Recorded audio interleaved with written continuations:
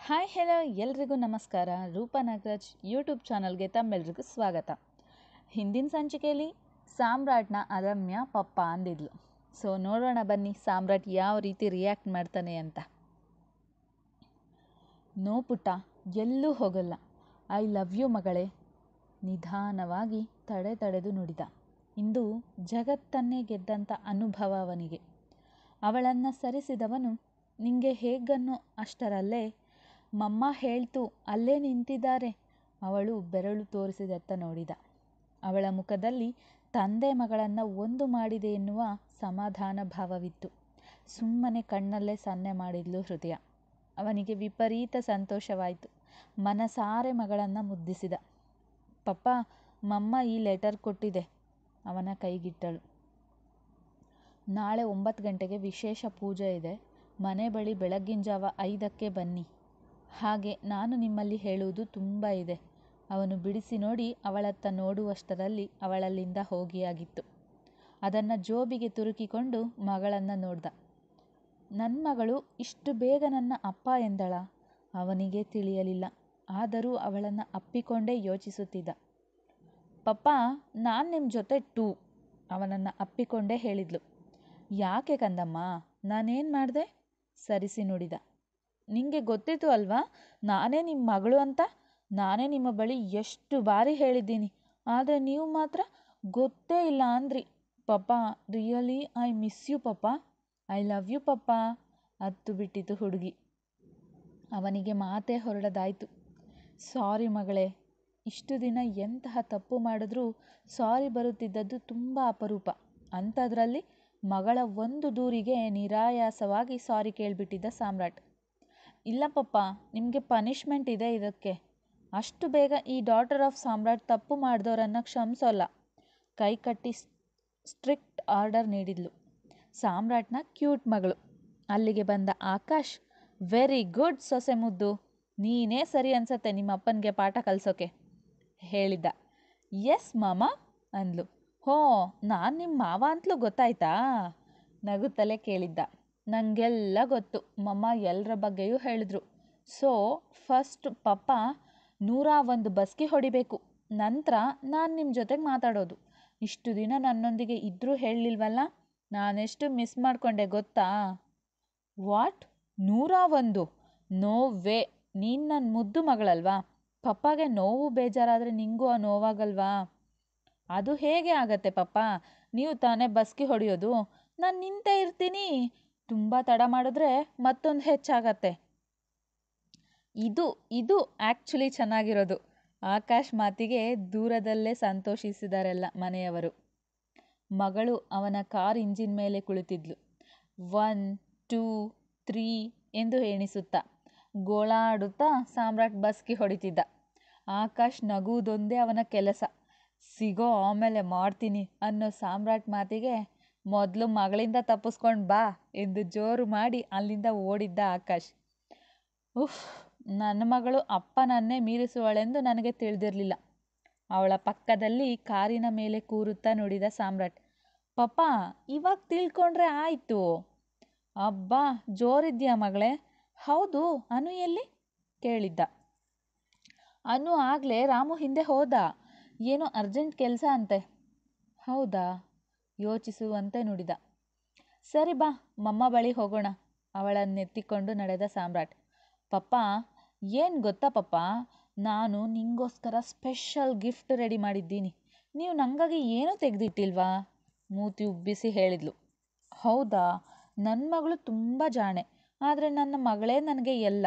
ಅವಳಿಗಾಗಿ ಮತ್ತೇನು ರೆಡಿ ಮಾಡಿಡ್ಲಿ? ನಿಂಗೇನು ಬೇಕು ಕೇಳು, ಕ್ಷಣದಲ್ಲೇ ನಿನ್ನ ಮುಂದೆ ತಂದಿಡ್ತೀನಿ. ಲವ್ ಯು ಪಪ್ಪ. ಮುತ್ತಿಟ್ಟಳು. ಅವನು ಮುದ್ದಿಸಿದ. ಎಷ್ಟು ಮುದ್ದಿಸಿದ್ರೂ ಸಾಲದವನಿಗೆ. ನನ್ನ ಮಗಳು ನನ್ನ ಅಪ್ಪ ಎಂದ್ಲಾ? ಇನ್ನೂ ನಂಬಲೇ ಕಷ್ಟಪಡ್ತಿದ್ದ. ಅವನಿಗಂದು ಎಷ್ಟು ಖುಷಿಯಾಗಿತ್ತೆಂದರೆ ಹೇಳಲು ಪದಗಳಿಲ್ಲ. ಅಲ್ಲೇ ನೆಂಟರೊಡನೆ ಮಾತನಾಡುತ್ತಿದ್ದ ಹೃದಯಳನ್ನು ಹೋಗಿ ಗಟ್ಟಿಯಾಗಿ ಅಪ್ಪಿಕೊಂಡ್ಬಿಟ್ಟ. ಮಗಳನ್ನು ಕೆಳಗಿಳಿಸಿ. Thanks Hridaya. Thank you so much. ಈ ದಿನ ನನ್ನ ಜೀವನದಲ್ಲೇ ಮರೆಯಲಾರ್ದ ದಿನ. ನಾನು ನನ್ನ ಮಗಳ ಬಾಯಿಂದ ಮೊದಲ ಬಾರಿ ಪಪ್ಪ ಎನಿಸ್ಕೊಂಡೆ. Really I am so happy ಎಂದು ನುಡಿದ ಮೇಲೆಯೇ ಅವನಿಗೆ ಅರಿವಾದದ್ದು ತಕ್ಷಣ ಅವಳಿಂದ ಸರಿದು ತಿರುಗಿ ನೋಡದೆ ಹೋಗ್ಬಿಟ್ಟ ಅನ್ನೋದಕ್ಕಿಂತ ಓಡೇ ಬಿಟ್ಟಿದ್ದ. ಅಪ್ಪ ಅಮ್ಮ ಇಬ್ಬರನ್ನು ಕಣ್ಣಗಲಿಸಿ ನೋಡುತ್ತಾ ನಿಂತ್ಬಿಟ್ಟಿದ್ಲು ಅದಮ್ಯ. ಬೆಳಗ್ಗಿನ ಜಾವ 4ಕ್ಕೆ ಬಂದಿದ್ದ ಸಾಮ್ರಾಟ್ ಮಗಳನ್ನು ನೋಡಲು. ರಾತ್ರಿಯೆಲ್ಲ ನಿದ್ರೆ ಇಲ್ಲ. ಹೃದಯ ಯಾಕೆ ಬರ ಹೇಳಿದಳೆಂದು. ಮತ್ತೊಂದು ಅವನಿಗೆ ಅನುಮಾನ ಕೂಡ. ಇದ್ದಕ್ಕಿದ್ದಂತೆ ಅನು ಮತ್ತೆ ಮಾವ ಮಾತ್ರ ಯಾಕೆ ಹೋದ್ರೆಂದು.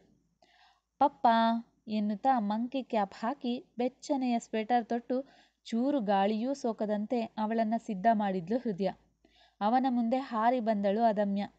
ಹಾಯ್ ಅದ್ವಿಪುಟ, ಅವಳನ್ನೆತ್ತಿಕೊಂಡು ಮುದ್ದಿಸುತ್ತಾ ನುಡಿದ.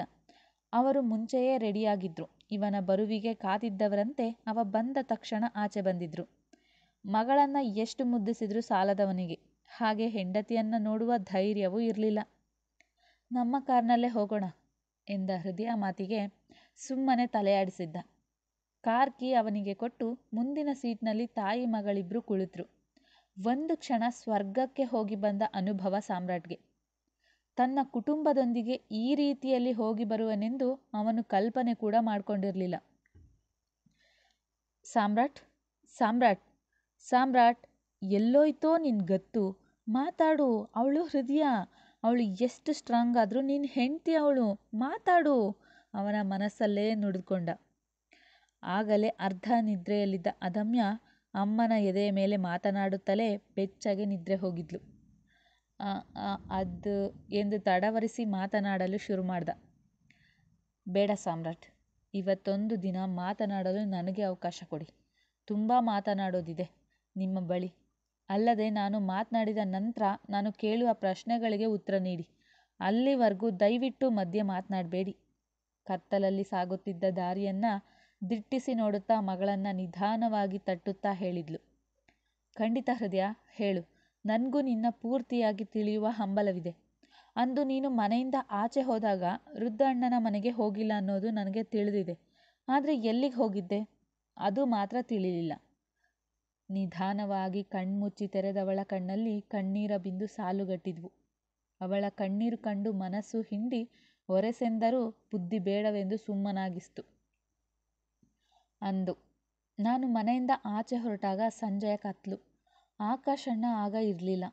ಮನೆಯಿಂದ ನಡೆದು ಸ್ವಲ್ಪ ದೂರ ಬಂದ ನನ್ನ ಮುಖಕ್ಕೆ ಯಾರೋ ಬಟ್ಟೆ ಕಟ್ಟಿ ಅರಚದಂತೆ ಅಲ್ಲಿಂದ ಎಳ್ಕೊಂಡು ಹೋದ್ರು. ಅವರು ನಿಮ್ಮ ಊರಿನವರೇ, ನಿಮಗೂ ಅವ್ರಿಗೂ ಆಗೋಲ್ವಂತೆ. ಅದಕ್ಕೆ ಒಂಟಿಯಾಗಿ ಹೋಗ್ತಿದ್ದ ನನ್ನ ನಿನ್ನ ಹೆಂಡತಿ ಅಂತ ಕಿಡ್ನಾಪ್ ಮಾಡಿದ್ರು. ವಾಟ್? ಓಡಿಸುತ್ತಿದ್ದ ಗಾಡಿಗೆ ಸಡನ್ ಬ್ರೇಕ್ ಹಾಕಿ ನಿಲ್ಲಿಸಿದ್ದ. ಎಚ್ಚರವಾದಂತಾಯ್ತು ಅದಮ್ಯಗೆ. ಮೈ ಮುರಿದಳು. ಅವಳನ್ನು ಆತನೇ ಮುಂದಾಗಿ ತಟ್ಟಿ ಮಲಗಿಸ್ದ. ಅವ್ರ ಹೊಲದತ್ರ ಇರೋ ಚಿಕ್ಕ ಬಂಡೆಯಿಂದ ಮಾಡಲಾದ ಮನೆಯಲ್ಲಿ ನನ್ನ ಕೂಡಿ ಹಾಕಿದ್ದು. ಅಲ್ಲಿ ಬರೀ ಹೊಲಕ್ಕೆ ಸಂಬಂಧಪಟ್ಟ ವಸ್ತುಗಳು ಮತ್ತು ಕರೆಂಟ್ಗೆ ಸಂಬಂಧಪಟ್ಟವೇ ಇದ್ವು. ಅಂದು ವಿಷಯ ತಿಳಿದು ಆಕಾಶಣ್ಣ ಮತ್ತೆ ನಾನು ಸ್ವಲ್ಪ ಹೊತ್ತಿಗೆ ನನ್ನ ಬಗ್ಗೆ ಒಬ್ಬರೇ ಹೋದ್ರೆಂದು ತಿಳಿದ ಆದಿ ಎಲ್ಲ ಹುಡುಕಿದ್ದಾರೆ. ಊರಿಗೋಗೋ ಬಸ್ನಿಂದ ಬಸ್ ಸ್ಟ್ಯಾಂಡ್ ಜಾಗ ಎಲ್ಲವನ್ನೂ, ಪ್ರತಿ ದಾರಿಯನ್ನು. ಆದರೆ ನಾನಿದ್ದದ್ದು ಅಲ್ಲಿ ಅಲ್ವಾ, ಹೇಗೆ ಸಿಗ್ತೀನಿ? 3 ದಿನ ನನ್ನನ್ನು ಅಲ್ಲಿ ಕೂಡಿ ಹಾಕಿದ್ದು. ಊಟ ನೀರು ಏನೂ ಕೊಟ್ಟಿರಲಿಲ್ಲ. ತುಂಬ ನರಕವಾಗಿಬಿಟ್ಟಿತ್ತು ನನಗಲ್ಲಿ. ಇದ್ದದ್ದು 3 ದಿನವಾದರೂ ಅವರು ಕೊಟ್ಟ ಹಿಂಸೆ ಅಷ್ಟಿಷ್ಟಲ್ಲ. ನಿನ್ನ ಮೇಲಿನ ದ್ವೇಷದಿಂದ ನಿನಗೆ ಹೊಡೆಯುವ ಒಂದೊಂದು ಏಟು ನನ್ನ ಮೈ ಮೇಲೆ ಬಾಸುಂಡೆ ಬಂದಿದ್ವು. ಅಳು ಬಂತವಳಿಗೆ ಎಲ್ಲವನ್ನೂ ನೆನೆದು. ಆದರೆ ಅದು ಹೇಗೆ ಗೊತ್ತಾಯ್ತೋ ಇಲ್ಲಿವರೆಗೂ ನನಗೆ ಆಕಾಶಣ್ಣ ಅದನ್ನು ಹೇಳಲಿಲ್ಲ. 4ನೇ ದಿನ ಸಂಜೆ ಆಕಾಶಣ್ಣ ಮತ್ತು ಆದಿ ಇಬ್ಬರು ಬಂದು ನನ್ನನ್ನು ಅಲ್ಲಿಂದ ಬಿಡಿಸಿ ಸೀದಾ ಬೆಂಗಳೂರಿಗೆ ಕರ್ಕೊಂಡು ಬಂದರು. ನಾನು ಅಪ್ಪನ ಮನೆಗೆ ಹೋಗಲ್ಲ ಅಂದೆ. ಅಂದು ಇದೇ ಸಾಮ್ರಾಟ್ ನಿವಾಸಕ್ಕೆ ನನ್ನನ್ನು ಕರ್ಕೊಂಡು ಬಂದರು. ಅಲ್ಲಿದ್ದದ್ದು 5 ದಿನ. ಅಪ್ಪ ಅಣ್ಣನ ನೋಡಬೇಕೆಂದು ವಿಪರೀತ ಆಸೆಯಾಯಿತು. ಅಲ್ಲಿ ನನ್ನನ್ನು ಕಿಡ್ನಾಪ್ ಮಾಡಿದವರು ಹೊಡೆದ ಏಟುಗಳು ಇನ್ನೂ ವಾಸಿಯಾಗಿರಲಿಲ್ಲ. ಇವಾಗ ಅಣ್ಣನ ಎದುರು ಹೋದರೆ ಚೆನ್ನಾಗಿರೋದಿಲ್ವೆಂದು ಹೋಗಲಿಲ್ಲ.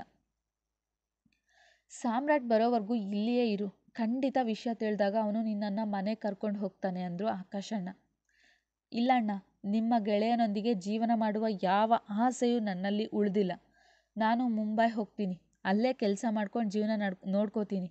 ನಾನು ಸಾಮ್ರಾಟ್ ಜೊತೆಗೆ ಇಲ್ಲ ಅನ್ನೋ ವಿಷಯ ಕೂಡ ನಮ್ಮ ಅಣ್ಣ ಅಪ್ಪನಿಗೆ ಹೇಳಬೇಡಿ ಪ್ಲೀಸ್, ಕೇಳಿಕೊಂಡ್ಲು ಹೃದಯ ಅಂದು. ಇಲ್ಲ ಹೃದಯ, ಇದಕ್ಕೆ ಖಂಡಿತ ನಾವು ಒಪ್ಪೋಲ್ಲ. ಸಾಮ್ರಾಟ್ ಬರೋವರೆಗೂ ನೀನು ವೃದ್ಧ ಅಣ್ಣ ಜೊತೆಗೆ ಇರುವುದೇ ಸೇಫ್. ಇಲ್ಲ ಅಂದರೆ ನಾವೇ ವಿಷಯ ತಿಳಿಸ್ತೀವಿ. ಅಂದು ನನಗೆ ಆಕಾಶಣ್ಣ ಮತ್ತು ಆದಿ ನಿಜಕ್ಕೂ ದೇವರಾಗಿ ಕಂಡರು. ಯಾರೂ ವಿಷಯ ತಿಳಿಸೋ ಅಗತ್ಯ ಇಲ್ಲ, ಅವಳೇ ಹೋಗ್ತಾಳೆ ಅಂತೇಳಿ ಬಂದ ಕ್ಷಿತ್ ಮಾತು ಎಲ್ರಿಗೂ ಆಶ್ಚರ್ಯ ಮೂಡಿಸ್ತು. ಕ್ಷಿತ್, ನೀನು ಹೇಗೆ ಇಲ್ಲಿ? ಹೃದಯಾಳ ಆಶ್ಚರ್ಯದ ಮಾತಿಗೆ, ನಾನು ಹೇಗೆ ಬಂದೆ ಅದು ನಿನಗೆ ಬೇಡದ ವಿಷಯ ದಯಾ ಮೇಡಮ್. ನೀವು ಇಷ್ಟು ದೊಡ್ಡವರಾದ್ರಿ ಎಂದು ನನಗೆ ತಿಳಿದಿರಲಿಲ್ಲ. ಇವಾಗ ಮನೆಗೆ ಬರ್ತೀಯೋ ಇಲ್ಲ ಅಣ್ಣನನ್ನು ಇಲ್ಲಿಗೆ ಕರೆಸ್ಲಾ? ತೀಕ್ಷ್ಣವಾಗಿ ನುಡಿದ ಕ್ಷಿತ್. ಮೌನವಾಗಿ ತಲೆ ತಗ್ಗಿಸಿದ್ಲು. ಯಾಕೆ ಹೀಗಾಗ್ತಿದೆ ನನ್ನ ಜೀವನದಲ್ಲಿ? ಮಗಳು ಹೇಗೋ ನೆಮ್ಮದಿಯಾಗಿದ್ದಾಳೆಂದು ತಿಳಿದು ಆರಾಮಾಗಿರುವ ಅಪ್ಪ ಈ ವಯಸ್ಸಲ್ಲಿ ನನ್ನ ಬಗ್ಗೆ ಚಿಂತೆ ಮಾಡಬೇಕಾ? ನನಗೆ ಇಷ್ಟವಿರಲಿಲ್ಲ. ಆದರೆ ಕ್ಷಿತ್ ಹಠದ ಮುಂದೆ ನನ್ನ ಮಾತು ನಡೀಲಿಲ್ಲ. ಅಪ್ಪನ ಮನೆಗೆ ಒಬ್ಬಳೇ ಹೋದಾಗ ಅಂದ್ಕೊಂಡೆ, ಯಾವ ಹೆಣ್ಣು ಬಯಸದ ಬಾಳು ನನ್ನದಾಗಿದೆಯಲ್ಲ, ಈ ರೀತಿಯ ಪರಿಸ್ಥಿತಿಯಲ್ಲಿ ಯಾರೂ ತಂದೆ ಮನೆಗೆ ಬರಬಾರ್ದು. ಅಣ್ಣ ನಾನು ಓದುವಾಗಿಂದ ನನ್ನ ತುಂಬ ಚೆನ್ನಾಗಿ ನೋಡಿಕೊಂಡ. ಅತ್ತಿಗೆ, ಅಣ್ಣ, ಅಪ್ಪ ಎಲ್ಲರೂ ಕೂಡ. ಅವ್ರು ಕೇಳಿದ ಪ್ರಶ್ನೆ ಒಂದೇ, ಎಲ್ಲಿ ಸಾಮ್ರಾಟ್ ಬರಲಿಲ್ವಾ? ನಾನು ಹೇಗಿದ್ದೀನಿ ಅಂತ ಕೇಳೋಕ್ಕೂ ಮುಂಚೆ ಬಂದ ಮಾತದು. ಆವಾಗಿನ ನನ್ನ ಸ್ಥಿತಿ ಯಾರಿಗೆ ಹೇಗೋ, ಆದರೆ ನನಗೆ ಮಾತ್ರ ಸಹಿಸಲು ಅಸಾಧ್ಯವೇ. ಗಂಡನ ಮೇಲಿಟ್ಟಿದ್ದ ನಂಬಿಕೆಯ ಆಶಾಗೋಪುರ ಕುಸಿದು ಮಣ್ಣು ಸೇರಿತ್ತು. ಇವಾಗ ಈ ರೀತಿಯ ಪ್ರಶ್ನೆಗಳು ಹೇಗೆ ಉತ್ತರಿಸಲಿ ನಾನು? ನಂದಿನಿ ಅತ್ತಿಗೆ ಚಂದ ನೋಡ್ಕೊಳ್ತಿದ್ರಾದರೂ ನನ್ನ ಮನಸ್ಸು ಪಾಪ ಅವ್ರಿಗಾದರೂ ಹೇಗೆ ತಿಳಿದಾತು? ಆವಾಗ ಅನ್ನಿಸ್ತು ನನಗೆ ಅಮ್ಮನಿರಬೇಕಿತ್ತೆಂದು. ಬಹುಶಃ ಅವಳಿದ್ದರೆ ನಾನು ಒಂಟಿಯಾಗಿ ಸಪ್ಪಗೆ ಬಂದಾಗಲೇ ವಿಷಯವೇನೆಂದು ತಿಳಿದು ಹೆಗಲು ನೀಡ್ತಿದ್ಲೇನೋ. ಅಪ್ಪ ಎಷ್ಟು ಚಂದ ನೋಡಿಕೊಂಡ್ರು ಹೆಣ್ಣು ಮಕ್ಕಳ ಎಲ್ಲ ವಿಷಯವನ್ನು ಅವರ ಬಳಿ ಹಂಚಿಕೊಳ್ಳಲು ಸಾಧ್ಯವಿಲ್ಲ. ಆವಾಗ ಯಾಕೋ ಭೂಮಿ ಮೇಲೆ ನನಗೆ ಬದುಕಲು ಮನಸ್ಸು ಇರಲಿಲ್ಲ. ಬದುಕಿದ್ದು ತಾನೇ ಮಾಡೋದೇನಿದೆ? ಯಾರಿಗಾಗಿ ಬದುಕಲಿ? ಆವಾಗಿನ ನನ್ನ ಮನಸ್ಥಿತಿಗೆ ಅಣ್ಣ, ಅತ್ತಿಗೆ, ಕ್ಷಿತ್, ಅಪ್ಪ ಎಲ್ಲರೂ ನನ್ನ ಮೇಲೆ ಪ್ರಾಣವನ್ನೇ ಇಟ್ಟಿದ್ದಾರೆಂಬುದು ಮರೆತು ಬಿಟ್ಟಿದೆ. ಅಂದು ನನ್ನ ನಿರ್ಣಯ ಗಟ್ಟಿಗೊಳಿಸಲು ಬಂದ ಸುದ್ದಿ ನಿಮ್ಮೂರಿನಲ್ಲಿ ನನ್ನ ಕಿಡ್ನಾಪ್ ಮಾಡಿದ ವ್ಯಕ್ತಿಯಿಂದ. ಮುಂದುವರಿಯುವುದು. ಎಲ್ರಿಗೂ ಧನ್ಯವಾದಗಳು. ತಪ್ಪದೇ ನಿಮ್ಮ ಅನಿಸಿಕೆ ಅಭಿಪ್ರಾಯಗಳನ್ನು ತಿಳಿಸಿ ಕಮೆಂಟ್ ಮೂಲಕ. ಹಾಗೆ ಲೈಕ್ ಮಾಡಿ, ಶೇರ್ ಮಾಡಿ, ಸಬ್ಸ್ಕ್ರೈಬ್ ಮಾಡಿ.